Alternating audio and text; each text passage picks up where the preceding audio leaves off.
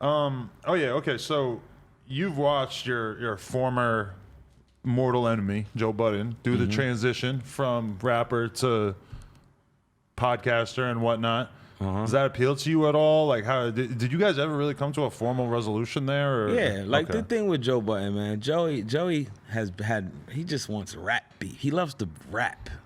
I was listening to you guys dissing each other. That shit was great. Yeah, man. it was fun. Really brought me back. And the thing was, I still had that street mentality. So when he started throwing my name, he was just baiting me. So I'm like, yo, when I see this guy, I'm gonna approach him on some street shit.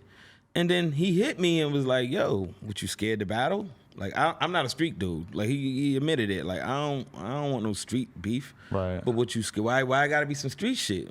You're a rapper, right? You scared? You scared to battle me? Like, want some rap shit? That made me be like, oh, he thinks I'm scared of him? And that made, so he actually outsmarted me into battling him. I didn't even want to do that shit. Like, I'm like, that's not my lane. Leave me alone, I mean. And he was like, oh, if you scared, man, just say you scared. It's all right.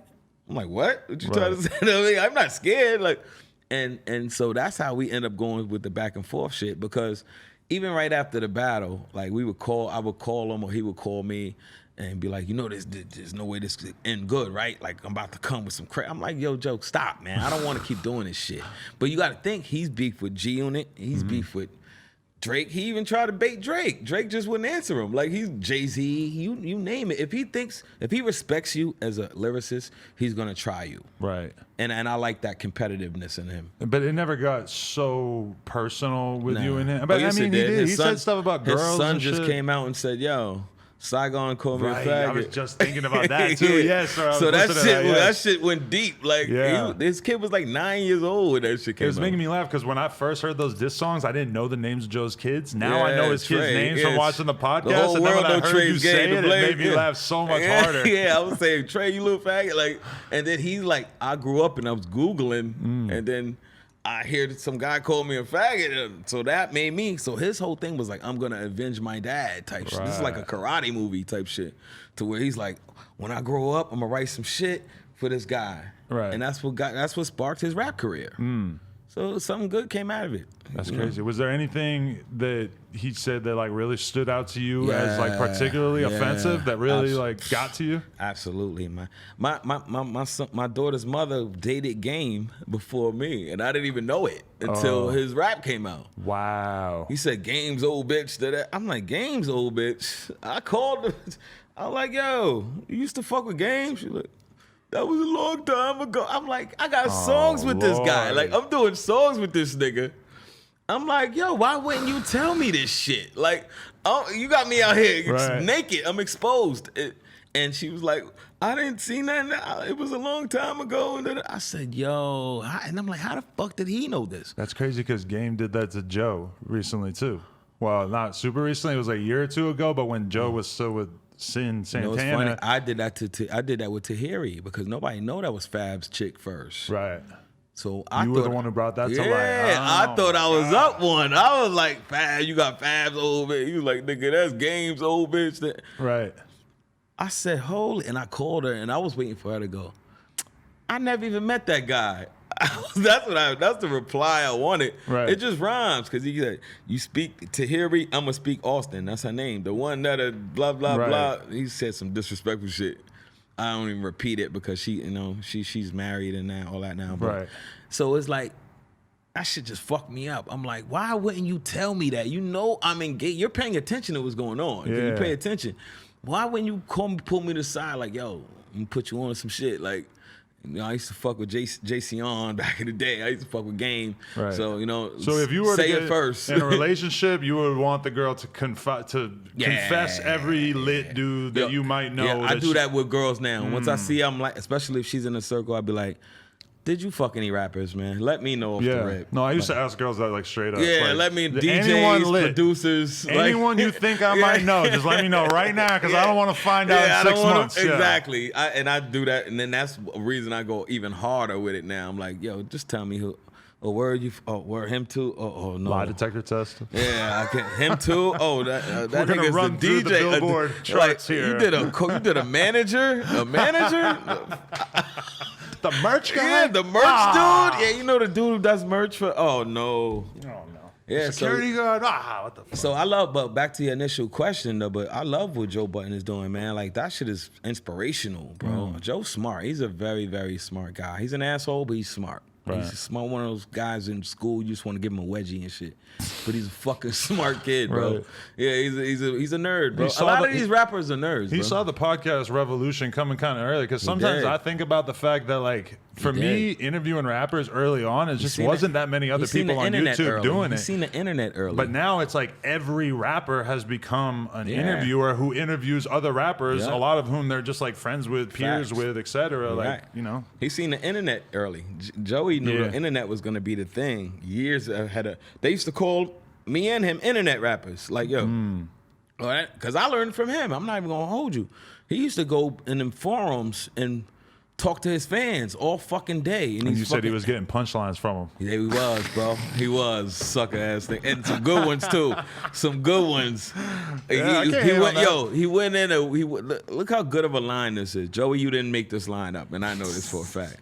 Because everybody know I've been to jail. He went in a tight end and came out a wide receiver. I'm glad you said it so I didn't have to. Yeah. I'm like, that's genius. When I thought he came up with that shit, I was like, but it's these little fucking nerds who just sitting there go, say this.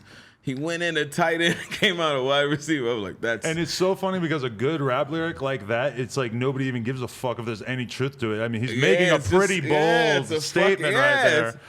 Oh, nobody was questioning. No, he said Saigon, did you really get raped in prison? It was just such clever. It was just mad clever. I'm like, and then when I found out he was in them forums, and he had this thing called Joe Budden TV. Yeah. And it was early. This shit was like 2006. And I'm like, what the fuck is a forum? What the fuck is that? And it's just like a chat room with he interacts with his fans, and they love him to this day. Joe Budden got like a cult following. Boys, like the mood musics or whatever the fuck. I never heard one mood music CD in my life. I used to listen to it a bit. But there's guys who swear up and down. Like I heard a few songs, like Making a Murder, like certain songs I went and listened to because he's a phenomenal artist, bro. I kind of wish he was still rapping because Joey can compete with any genre, I'm not gonna say I don't like the guy. But I don't particularly like the guy, but I'm an honest guy. But there's a lot of people who are a lot worse at talking on camera than you are, who have their own podcasts and shit. Yeah. Does that stand out to you as something you might want to pursue? You know what?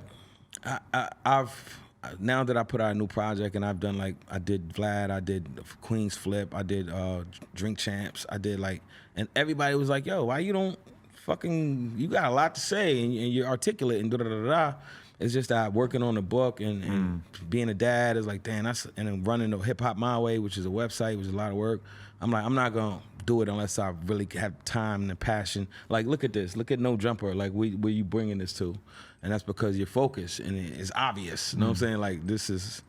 Like I remember earlier No Jumper. Back in the bike shop. Yeah, it wasn't looking phenomenal. Like I'm looking now, like this shit looks. This is a production at this point. Yeah, it came a long way. And you put it like that. Yeah, and so I can't. I'd rather focus on one or two things than do five. If I had the time and the effort to do it and the energy, I would love to do it because I just try to find my own lane and do something that everybody's not doing because. You got Gilly. I love Gilly. What Gilly and them's doing. I love what I love what Nori's doing. Getting motherfuckers drunk, making them spill the beans. How much do you drink on there? Oh shit! I don't really drink anymore. I don't even know if I want that shit to come out. I mean, sometimes I be like, yo, when is it coming out? They'll be like, do I really want it to come out? Because I got drunk up there. Like I got drunk and. You were saying wild ass shit? I was wilding, bro. Like I said, I had a fight with a lot of rappers and we friends, so it became to the point where like. We're never gonna let this get out. It's gonna be between us. You know what I'm saying? And it came out. A few of them came out on Drink Champs. Wow. Because I was drunk and I was like, "Yeah, I fucked this nigga up." They like, "You beat up such and such." Yeah, I fucked him up. And then my man later, I got drunk to where my man was like, "Yo, son, you said everything up there." I said, "For real?" Oh man. So you were drunk like that, like you don't remember? Yeah, I remember, but I didn't know that I thought I was.